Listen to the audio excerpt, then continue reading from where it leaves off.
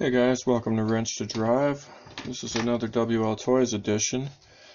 This is just a quick how to install my Jeep Wrangler roll cage on the WL Toys or a generic axial SCX10 clone.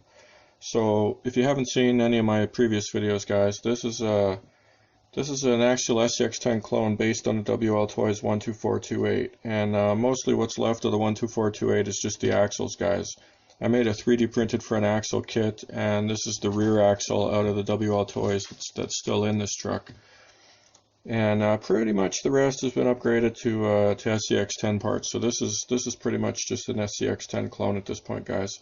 And these are SCX10 clone chassis rails. You can get them all over the place on the internet, guys. So if you're wondering if these will fit your truck, if it's running SCX10 chassis rails, you should be good, guys. And even if it isn't, the most likely thing you're going to have to do is just deal with the holes that mount the floorboards, guys.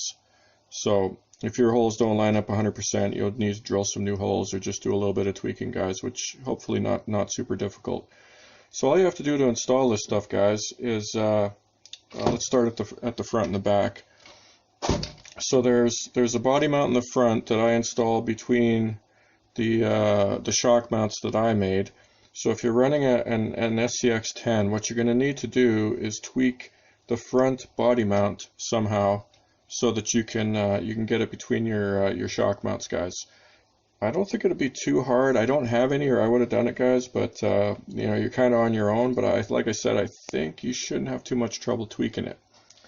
And on the other end, it's much more universal, and it's just it's a cross member, guys. So this is actually the cross member. Let's show you underneath.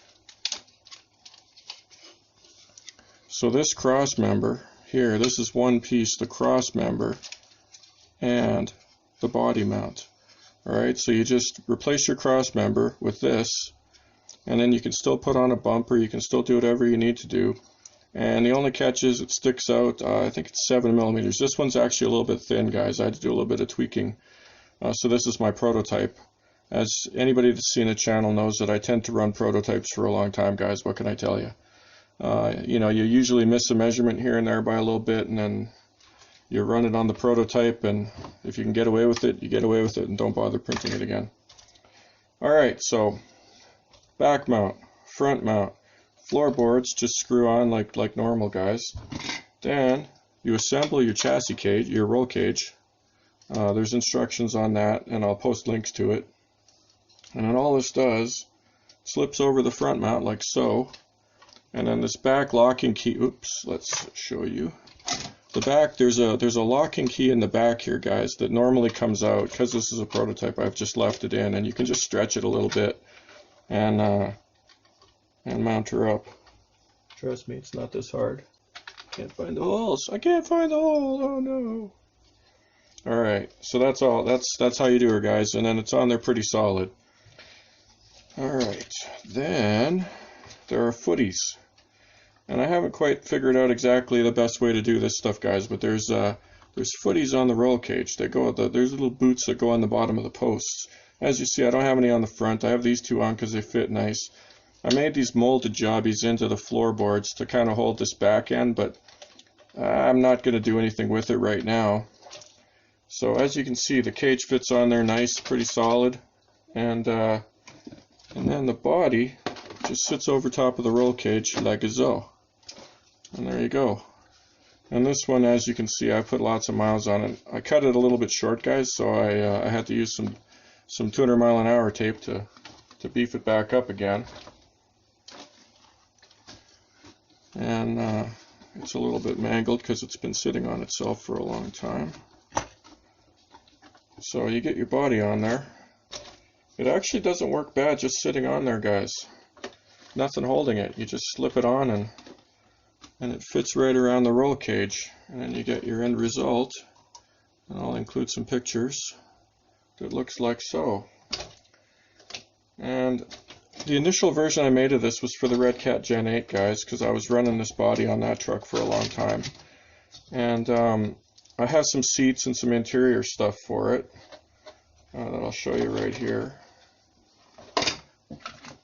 So the seats, the way I used them, I just made this little cardboard mount instead of printing something up, guys. I was kind of lazy, and it didn't take very long. It's just a rectangle, basically. It was summer. Ice cream box. Unfortunately, it does not fit in here so well. You can slide it in, no problem, but the transmission is a little taller than it is in the Red Cat. And you may be thinking, oh, that looks okay, but it doesn't look too bad, but the seats are too high, guys. I can't fit my dude in there, the dude that I was using. So I'm going to have to modify that a little bit. And there's actually quite a bit of room, guys. As you can see, if we just put the seat, kind of line it up, there's stuff in the way. But anyway, there is a fair bit of room, guys. You can actually get the seats in there, not too bad. And the only thing that's going to stick up is this part of the transmission right here. You're going to see that between the seats if you set the seats down a little lower. Not the end of the world in my opinion, but whatever. Anyways, so there's a little bit of hocus pocus that still needs to happen. And this one, I've got my one of my plastic bumpers on there. It's a little loose. The cross member there is taking a little bit of a beating. It doesn't sit solid anymore. Got another bumper on the back, not painted. You'll see this one on my Thingiverse as well, and that one's not bad. It's a little crooked. I was a little sloppy when I mounted it. Alright, the last thing, guys, is the battery tray. So in this version, I was running in my honcho this battery tray in the back here, guys, and I actually really liked the way it drove with the battery in the back. Somewhat surprisingly, it crawled really well. Like having the weight in the back, I don't know, the performance was good, guys. I like that solution a lot. Now I made this combo for the Red Cat, and essentially this is a battery tray. It kind of looks like a back seat, and this slips over the stock battery tray in the Red Cat. And then this is the chassis brace / body mount on the Red Cat. So on the Red Cat, this would sit between the shock mounts. On this version, it would have to be a little bit farther back. It would have to sit like this, guys.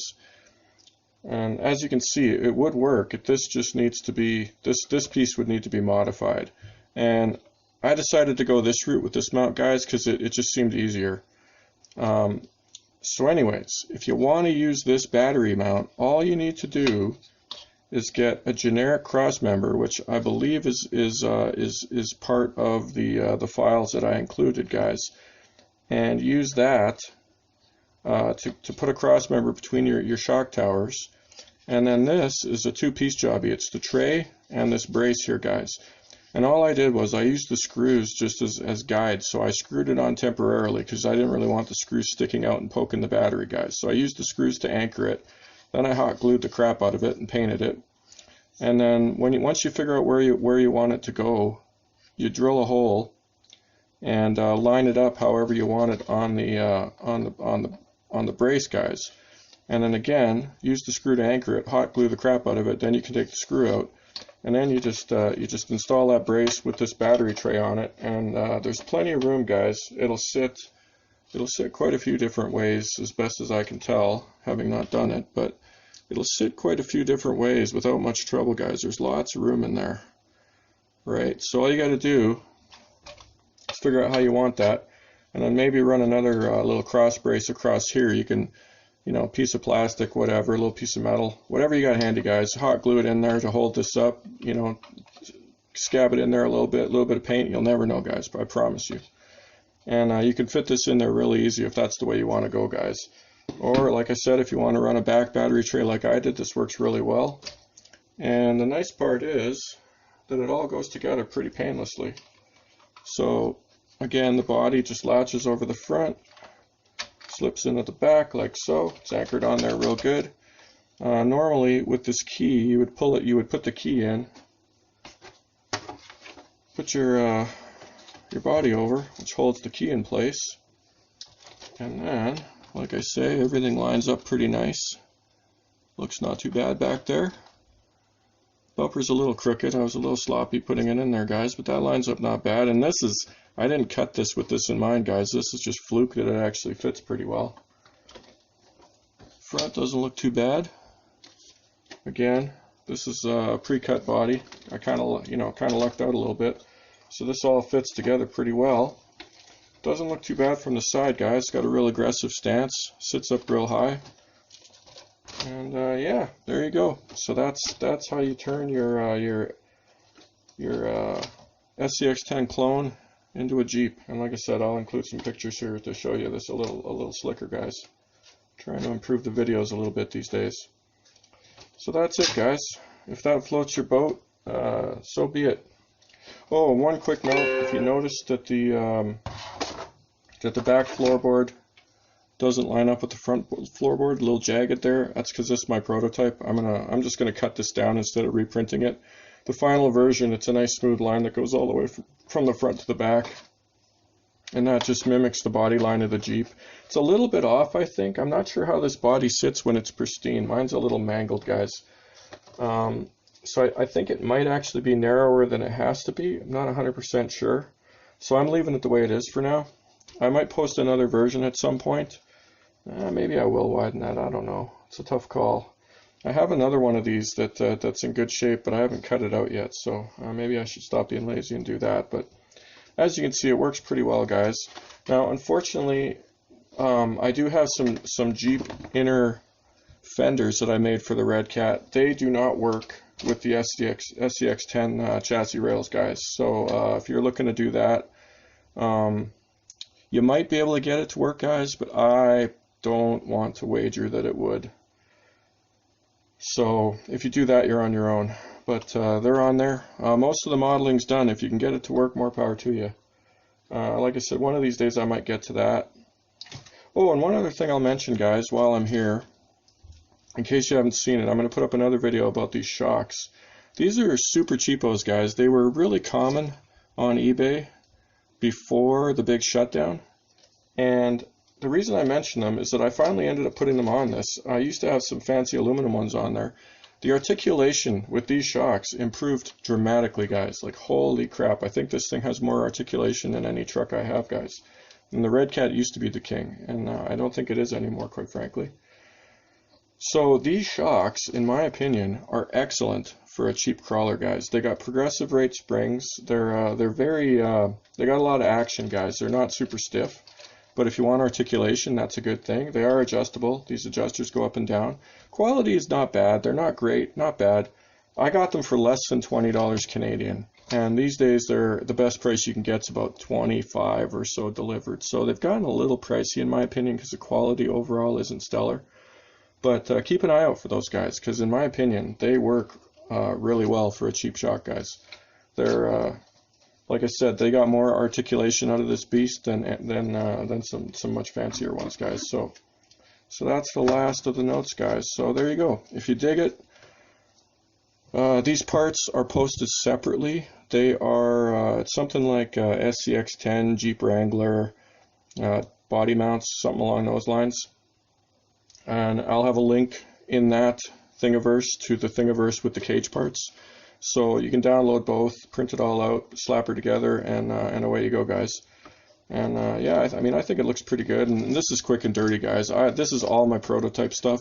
So if you see some ugliness in here, cut me a little slack, guys. I tend to be the guy that models it all up and then doesn't bother printing out a fancy version. I just run my prototypes because all that work's done, and when it comes to making it pretty, I kind of tend to lose interest a little bit, guys. This actually needs a little more paint on it. It's got some heinousness that even I usually don't tolerate, but that's the nice thing, guys. When you 3D print this stuff, you just get some cheap dollar store acrylic, and before you know it, it actually looks really good.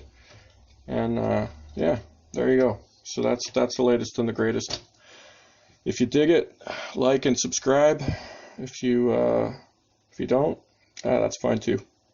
Thanks for tuning in. See you next time on Wrench to Drive, where we ask the eternal question: do you drive to wrench, or do you wrench to drive?